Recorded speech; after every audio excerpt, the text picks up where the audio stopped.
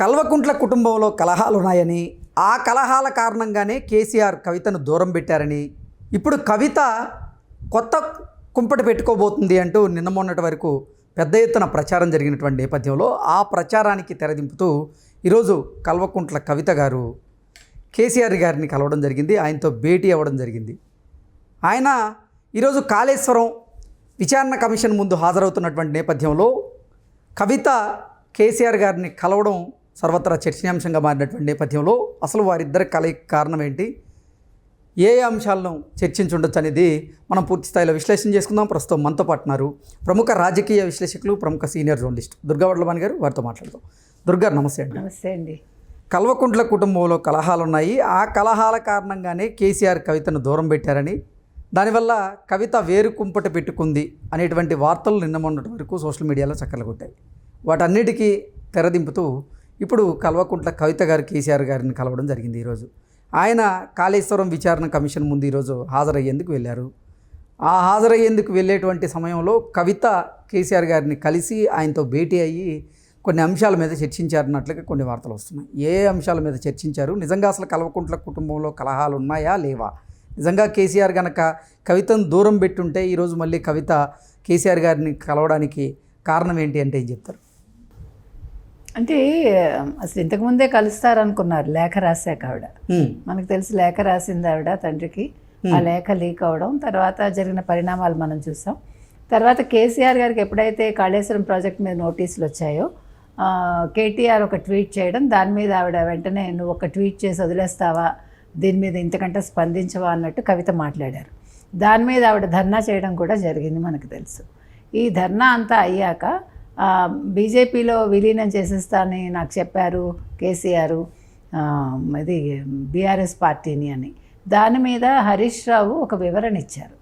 ఏమని, బీఆర్ఎస్ ఏ పార్టీతోటి కలవదు, బీఆర్ఎస్ వచ్చే ఎన్నికల్లో ఒంటరిగానే పోటీ చేస్తుంది అని ఆయన ఒక స్టేట్మెంట్ ఇచ్చాక కవిత తన ఉధృతి తగ్గించుకుని ఆవిడ అంటే ఇప్పుడు ఇవాళ ఇక్కడ కలిసి కేసీఆర్ని నేను ఇదే పార్టీలో కొనసాగుతానంటే జాగృతి మీదే నేను దృష్టి పెడతాను, ఏ పార్టీలోనూ చేరను అన్నట్టుగా ఆవిడ వ్యక్తపరిచారని తెలుస్తుంది.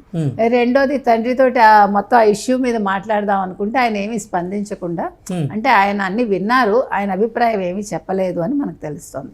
సో ఇవాళ కేసీఆర్ని కవిత కలవడం వల్ల వాళ్ళిద్దరి మధ్య ప్యాచప్ అయిపోయిందని అనుకోవటానికి ఏమీ లేదు. ఎందుకంటే ఇప్పుడు అంటే కొన్ని వీడియోస్లో చూసుకున్నట్లయితే ఏదో వారిద్దరు కూడా ఎడమొహం పెడమొహం అన్నట్లుగా ప్రవర్తించారన్నట్లుగా కొంతమంది రాజకీయ విశ్లేషకులు అయితే వారి విశ్లేషణ అందజేస్తూ ఉన్నారు. ఏంటి అసలు నిజంగా కల్వకుంట్ల కుటుంబంలో ఏం జరుగుతుంది?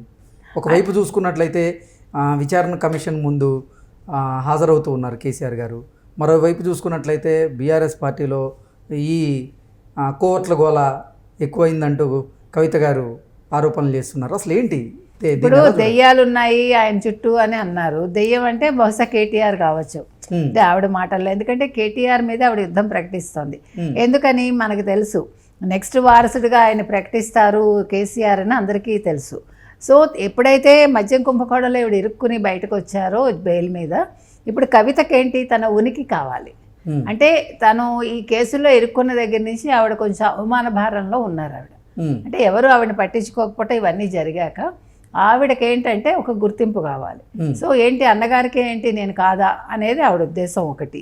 రెండు, ఇవాళ మీరు అన్నట్టుగా కేసీఆర్ని కలిశాక కేసీఆర్ ఆవిడతోటి ఎడముఖం పెడముఖంగా ఉన్నారంటే ఆయన లిఫ్ట్లోంచి వస్తుంటే ఈవిడ కలిసినట్టున్నారు. ఈవిడేదో చెప్పబోతుంటే కూడా పెద్దగా పట్టించుకోలేదు అన్నట్టు కూడా వార్తలు వచ్చాయి.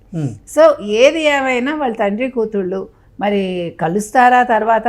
ఇప్పుడు ఆవిడ ఏం చేసింది, కవిత జాగృతి తరఫున మొత్తం అందరినీ రంగంలోకి దింపింది. అంటే చాలా కూటమిని వేసుకుని ఆవిడ వెళ్ళింది. అంటే కూటంగా ఆవిడ తన జాగృతి మనుషుల్ని వేసుకుని వెళ్ళింది ఆవిడ. మరో పక్క బీఆర్ఎస్ శ్రేణులు కూడా వచ్చారు.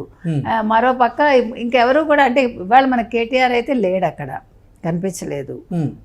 మరి ఆయన కూడా ఉన్నారు. హరీష్ రావు అయితే కూడానే ఉన్నారు. రాత్రి నుంచి కేసీఆర్ తోటి హరీష్ రావు ఉన్నారు, ముఖ్య నేతలు ఉన్నారు.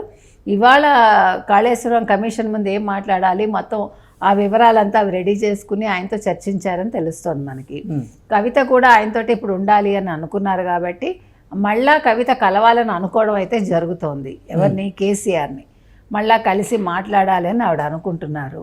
అయితే ఒకటండి, ఇప్పుడు ఒకళ్ళు ఒక కమిషన్ ముందు హాజరవుతున్నారన్నా, లేదు ఒకళ్ళు అరెస్ట్ చేస్తారన్నా, లేదు వాళ్ళ మీద విచారణ జరుగుతుందన్నా కూడా వెంటనే పార్టీ శ్రేణులు ఇలా గుమిగూడిపోయి అంటే ప్రజలకు ఇబ్బంది కలిగించడం, తర్వాత పోలీసులు అంటే వాళ్ళ వృత్తి ధర్మం మానేసి వదిలేసి వీళ్ళ చుట్టూ తిరగాలి, అంటే ప్రజల్ని పట్టించుకోకుండా వీళ్ళని పట్టించుకోవాలి.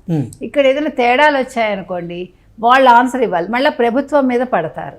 నేను అనేది మీరు విచారణకి ఎదుర్కొనేటప్పుడు లేదు విచారణకి వెళ్ళేటప్పుడు సింగిల్గా ఎందుకు వెళ్ళరు?